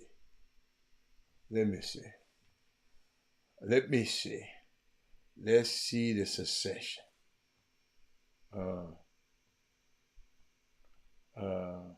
Who have been the coaches? Okay, here we go. Okay, you're right. Okay, Billy Gillespie. You're right. Absolutely. I can't trust y'all's ass. Billy Gillespie didn't stay for 2 years. Damn, Cal stayed a long time, man. Y'all talking, wait a minute, Keith Avery talking about inferior product? Cal came in 2009. You're right. Billy Gillespie didn't stay long. What happened to him? He didn't stay that long. Tubby stayed what? Tubby stayed what? 10 years? Rick Pitino was the dude before that. Wow. I ain't never paid this no attention.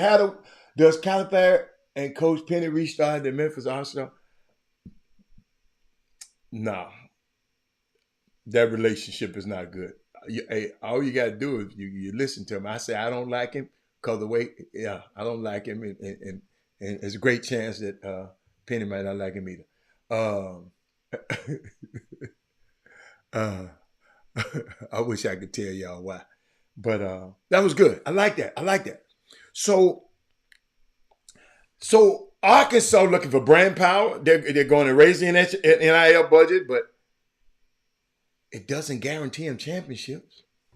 It doesn't guarantee them relevance. It doesn't, if they want to be relevant, they got that. Well, they'll have that with Cal. Cal, the eyes going to come. But titles, Nolan Richardson is going to be better at Arkansas than Calipari. I can't sit here and guarantee you he's going to win the championship, ladies and gentlemen. I can't sit here. When was the last time we talked about Arkansas basketball? It was 2 years ago, right? Then they had the little scandal down there, all the boys loving each other down there. Musselman said, let me get the hell away from here. Who is the best choice for UK now? Hurley not leaving UConn.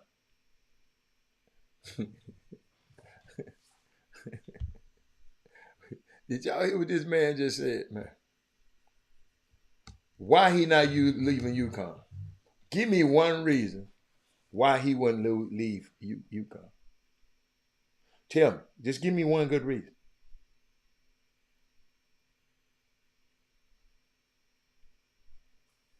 Tremont Martin went. Now Tremont, they weren't good when Tremont went there. When Tremont got there, they got to lose. No. It's 2 years ago.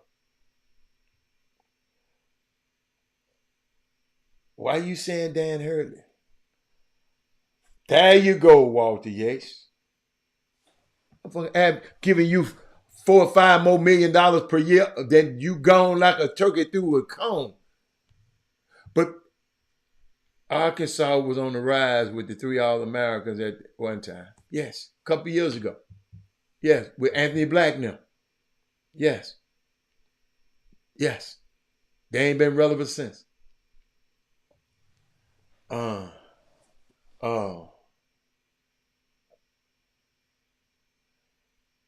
Yeah, he win tonight. They gonna throw him the bread.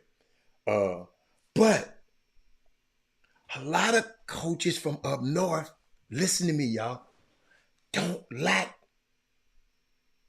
to be in the South. I heard this out of Coach's mouth this morning. He said, I ain't paying me nothing to go to no Southern damn team. The hell I want to be in Bentonville, Arkansas, Fayetteville, Arkansas. The hell I want to be in Lexington, Kentucky for. Somebody told me that this morning. Boy, but I got a question.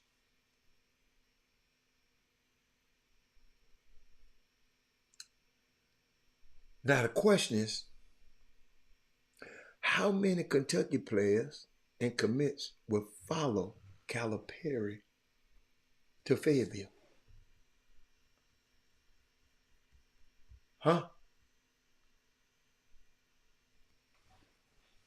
How many? You got the what?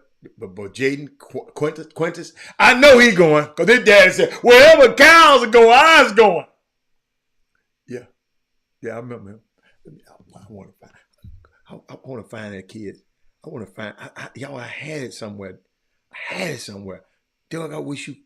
What's one name? Quintus. If I'm putting his name in here, and it'll pull up whether I had notes on it before. Quintus. Evidently I didn't. Carter Knox, number 20 player in the country. He was in the game. Quintus was in number 8. Billy Richmond. Boogie Flan. He was in the McDonald game. Somtos Cyril. He number 48th in the nation. And Travis Perry, number 7. Wait a minute, that man 2, 4. That man has 6 top 73 players in the country coming and left the school. It'll be interesting to see if 5-star Boogie Flan, Carter Knox, Jaden Quincy, Billy Richmond, and the rest of the Kentucky number 2 recruiting stays goes to Arkansas with Cal. Wow. Now watch this now. NBA players that came, somebody talking about produced. No, they came to the school when Cal was there. Let me give you their list. Anthony Davis, Devin Booker, DeMarcus Cousins, John Wall, Shea Gilgeous Alexander, De'Aaron Fox, Jamal Murray, Karl Anthony Towns, Bam Adebayo, Julius Randle, P.J. Washington, Emmanuel Quickley, Tyrese Maxey, Cason Wallace, Tyler Hero, Keldon Johnson, Malik Monk. Then they forgot about the damn twins. They made it to the NBA, man. They wrong. See how they disrespect our twins? Aaron and Aaron Harrison, they was in the NBA too, man. They didn't put them on this list. Somebody sent me this list. But that's different, y'all. I just had to share that with you. And I got a new term for South Carolina, Johnson & Johnson. So Johnson better come get these girls. Tessa Johnson and Raven. And y'all, let me tell you something why I love that little Raven. Let me show you why I love that little Raven. The Raven Johnson. I saved it for last. Let me show you why I love Raven. Watch this.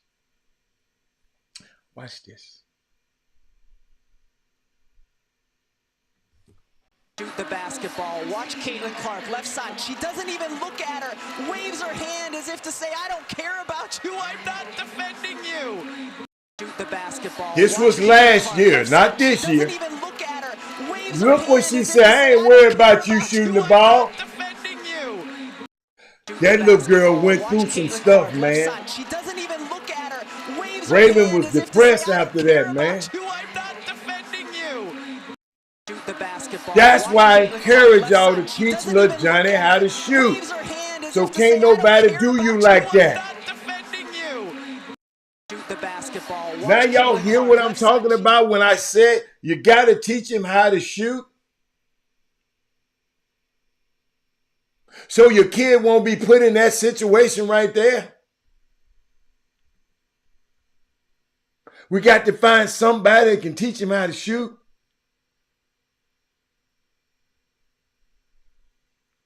I love this play here too. Halftime report. That's coming up after this message and a word from our ABC stations.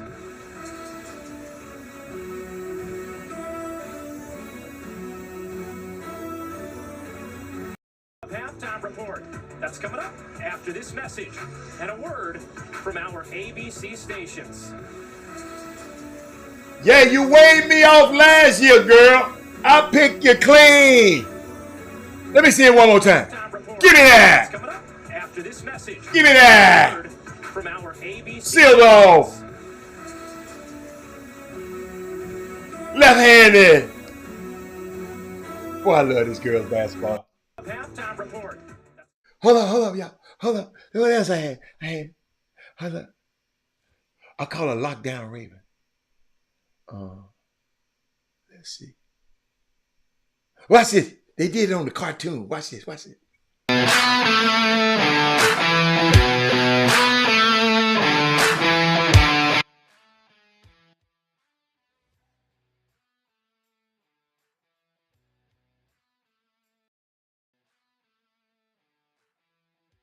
That's the ESPN court vision.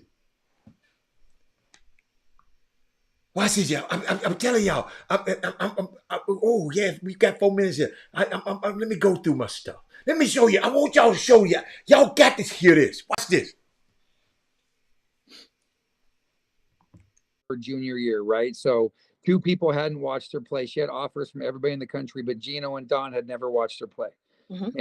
And we don't know why, or nor did it matter, right? So Chloe went through her process, and then when Don came, it wasn't a basketball thing. It's at the end of the day, it's a human thing. I mean, what Don brings to the table, from the way that she treats these female athletes, and the way that she's a role model, and the way that she can market herself and care about community. And just in case you don't know, this Jason and Crystal Chloe Kiss dad, mom and dad. I don't know if you can see that over my name. Those important things, that was the piece that, if you really, take the basketball piece out of it, because I mean, we know that. I mean, basketball is kind of it's all I really ever even talk about. Like, it's all I really know at the end of the day. And so we look at it at certain ways. And so when Dawn came, then yes, I had to go, just communicate with people that, I have behind our little circle, and communicate with Chloe from that standpoint. Cause she was pretty far in the process, right? I mean, she didn't want to play more AAU. She was But it done. was different when Dawn showed up. Like, there was like a fire in her that I've never even seen. And I'm like, what is going on? She's talking about Chloe, her daughter. She said I ain't never seen her react around a coach the way she act down on people. She's like doing all these crazy moves. And I was like, what is going on? It was like fire had just like, I don't even know, lit underneath that rear end of hers. I looked over and my daughter is like giving me the elbow, and she's like, the younger one, and she's like, Dawn Staley's here. And you could just see it was just something different. So Dawn didn't come till the last. Girl, special, man. That Dawn Staley is special, man. It's special. I'm just sitting there listening to these people talking about her. Hold on. Oh, I love this one. Coach Dawn Staley. So first of all, congratulations. Thank you so much. So I saw post game that you were emotional. So can you put those emotions into words for the kids across the world who watch you overcome adversity? Well, I got emotional because sometimes when you put your heart and soul into things, they don't often materialize. But when they do, you get so full. You get so full of the Spirit. The Spirit is the Spirit of God. Got a hold of me. And I was just incredibly thankful that He would allow us to experience a national championship in this setting when our season ended prematurely last year in a not so happy way. Well, thank you. Thank you. Girl, I got one drawback, and I don't know everything about it, but I can't wait to find out. My only thing about Dawn, she's giving Gucci and Louis Vuitton too much airtime. If Bernard Arnault haven't pull that agreement up, and she's because she always wearing designer. That was Louis Vuitton yesterday, $5,300 jacket she had on, and she usually have on Gucci. She have she's a designer, she loves designers, but in her place, I hope that they at least giving a product. Since Pharrell is, the creative director, because I just don't believe in giving nobody that much free advertising. Because every time you see her, she got on something, Gucci or Louis Vuitton, and I know Gucci and Louis Vuitton don't give a fat rat's ass about Don Staley. You go look up Bernard Arnault, one of the richest men in the world, who got all of those the fine brands, Moet, Louis Vuitton, Hennessy. And if I had one thing I would like to know, I would just like to know, are they compensating her for, this visibility that she's giving their products. And y'all, it's business. It's called name, image, and likeness. Done. You could have wore Actively Black. You could have wore that's Lanny Smith stuff. You could have wore something else, because your exposure. All you doing is making Bernard Arnault richer. He's one of the richest men in the world, and he don't hang out with people that look like us. And a lot of us, so my next young girls who grow up, Don just might not have a guy like Robert Hatter would have told, oh, we ain't wearing this. We ain't wearing this. You can wear it at the crib. We ain't wearing it on. We ain't finna give them everybody asking about that jacket. People buying that, trying to buy that jacket and try to give. No, we ain't doing that. So those the kind of things I'm trying to equip our next generation for. Somebody, and maybe she's got to deal with them. I'm not sure. But the reason I'm unsure about it, because having a deal with both of them.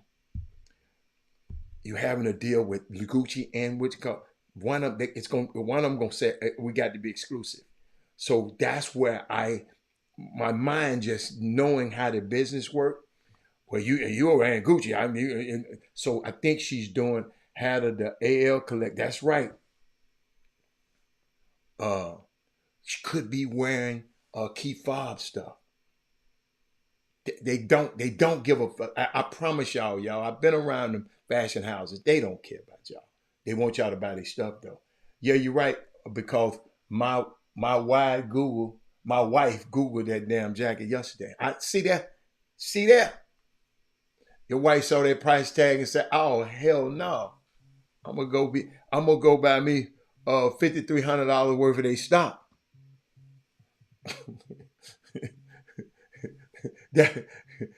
That's what I'm gonna do.